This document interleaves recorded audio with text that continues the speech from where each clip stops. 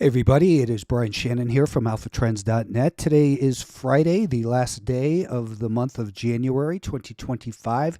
And for the month, we were positive pretty much across the board for stocks.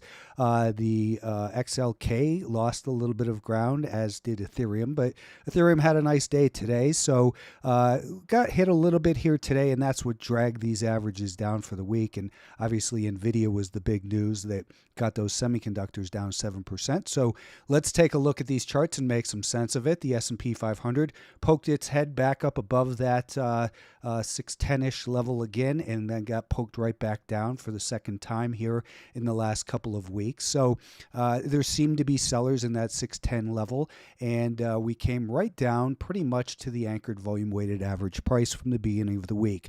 We've had a declining 5-day moving average pretty much all week here. That will change first thing Monday morning, but with this breakdown here, I would think that if we're going to see a rally on Monday, I would be very cautious. Even though it would be above a 5-day moving average, I'm thinking it might make a lower high and start to break down a little bit, come back down into this year-to-date anchor. It's just been a really choppy year so far. You can see the year-to-date anchor, that thick blue line in there, is exactly tied with the anchor from the election. So that's going to continue to provide an important level of risk to measure against in that 595-ish level. But for now, it just seems as though it's a little bit too uncertain to make a big stand in either direction. We've had a lot of earnings reports and some news out of China that affected the market this week, and next week we'll have a lot more earnings reports as well.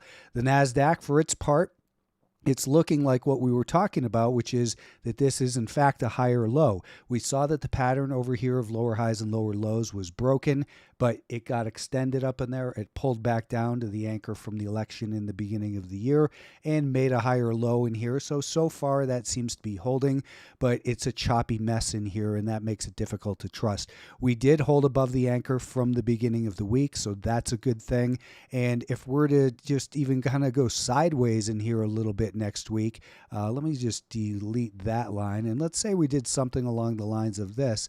Maybe we're just setting up for a little bit more of a correction through time overall, but again, it's hard to discern a trend here to me that is tradable for more than really a day trade in here. Today, as we know, we gapped up, things were looking good, and then we got some news and the market fell below that VWAP and just got crushed down to the 5-day moving average. Let's talk about the semiconductors.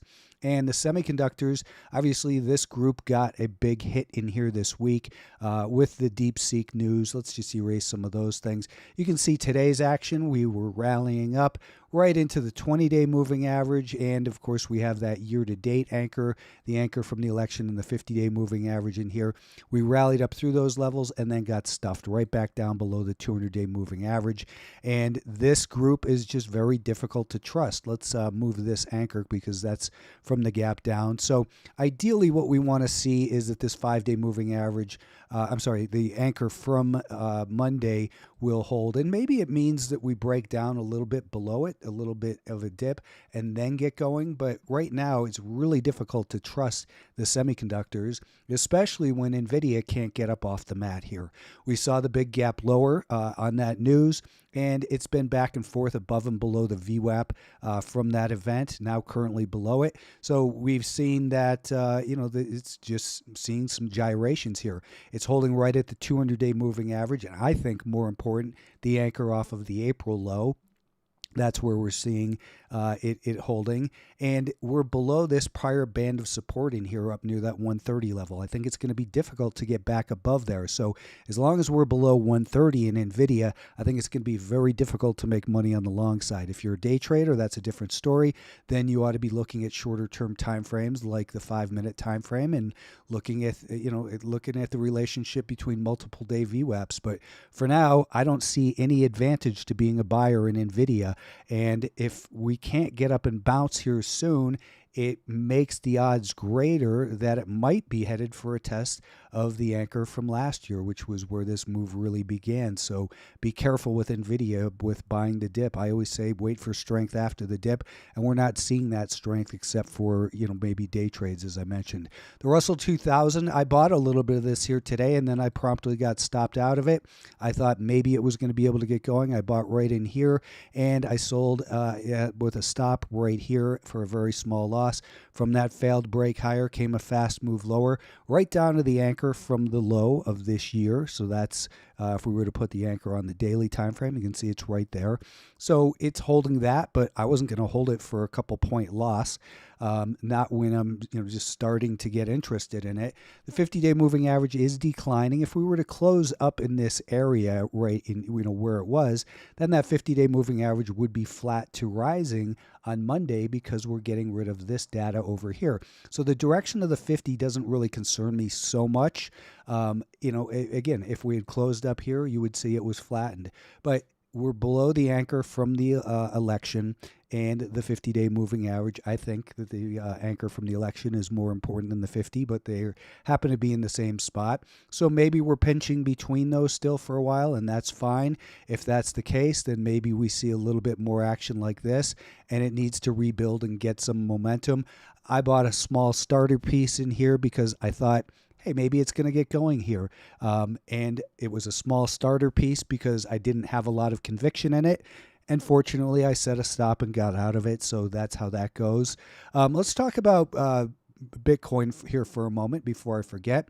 Bitcoin, it's holding up, and it was looking like maybe it was going to get ready to get going. But that also, Bitcoin also got hit with the rest of the market here. So I'm still holding my 50% position. I will reconsider what I have if we start to, test this little pullback low right in here. So that's at about the 98 level. I have an alert set on my phone for if it hits 99. So then I will start to watch it then. But I'm basically not paying any attention to it, not looking to add. I did, however, add a little bit of Ethereum today. I added the Ethereum as it was getting some strength right around in here. So I'm down slightly on it. And I was, as I told Alpha Trend subscribers, again, $10 a month each day. I mentioned this in the midday video, but I'd mentioned to subscribers that, what I was looking for was the likelihood that it would get rejected at the anchor from the high.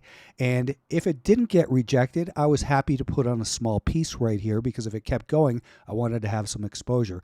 Instead, it's pulling back. If it can hold in here and rebuild some strength, then maybe in the next few days that Ethereum will be able to get going again. But I've added, it was a 12.5% position for what I'm looking for in my Ethereum exposure. So it's light, but again, it's there because if it did take off, I didn't want it to go without me because I was previously in Ethereum. I sold out of all of it at a small loss over here.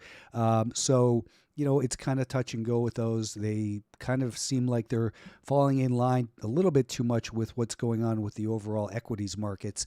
The biotechs are finding supply where they're supposed to, right in this area where we see these three things together: the blue 50-day moving average, the orange anchor from the election, and the 200-day moving average. So this is what I had drawn in. I'm looking for it to pull back maybe down to the year-to-date anchor and the 20-day moving average. If it did that, then it might be able to build a higher low, and from that higher low, we might build a higher high, and then everyone can call it an inverted head and shoulders pattern. But I'm not willing to buy this until it has pulled back and shown that it has support, in fact, found. I'm not going to guess for support. I want to see it do something along the lines of this in here, get that 5-day moving average flattened out, and then to buy it above here. And here's a perfect example of why we don't buy early, and that is with the energy names.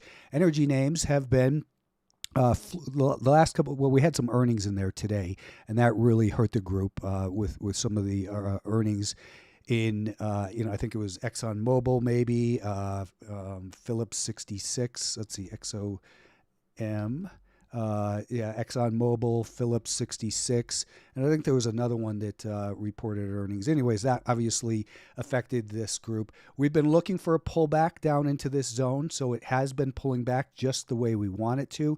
If you recall, we spoke about the higher highs and higher lows over here, and that pattern was broken right at this point. The sellers have been in control. They started to test the 5-day moving average, and because the 5-day moving average is declining, we don't touch it.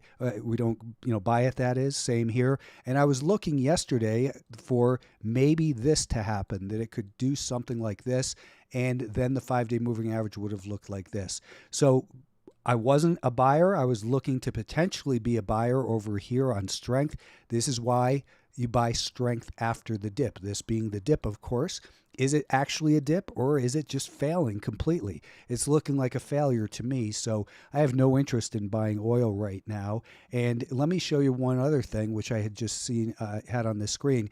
And I talk all the time about the 5-day moving average. The 5-day moving average should only be used on intraday time frames. The only time it's a full 5-day moving average on a daily chart is at the end of the day. At 9:45 Eastern each day, it is a 4-day plus 15-minute moving average. So there are 130 15-minute periods in 5 days. The market is open 390 minutes per day, 1,950 minutes for 5 days. 1,950 divided by 15 is 130. So what I'm showing here, though, is I always talk about the simple moving average. That's the orange line versus the exponential. And here, if you were looking at the exponential moving average, it made a higher high above that flat to rising volume weighted average price for exponential, that is 5-day exponential. So you would have bought here. You didn't buy with a simple moving average, and it's significant. It happened over here as well. So the bottom line is use the simple moving average, or don't be my friend when it comes to the 5-day moving average. Do whatever you want. I'm kidding, but really, I've looked at that 5-day moving average for the last 20 plus years, and that's where your advantage is. Financial stocks, we've been cautious about these because they were breaking out. And as I always say, when you get a breakout from an extended level, it's often sold into. That's what happened with that first test of the SPY right here, and we sold off really hard. So back to the financials, we're not selling off yet, but we still have the pattern in here of these higher lows. So if you're long in here, you want to raise your stop up underneath these higher lows. I think for next week, though, you've got to be very careful that we're in fact going to see a little bit of selling pressure if we see this happen. If we see a lower high, then a lower low, I would not go near these until probably, until it shows me signs of stability. That stability might come down near this 5-day moving, the year-to-date anchored volume weighted average price, which is that blue line. We might come in like this, and we might touch it perfectly and bounce. I wouldn't buy it because we might do something like this. I want to see that 5-day moving average come down, maybe get rejected at the 5, then the 5-day moving average flattens out, it breaks higher here.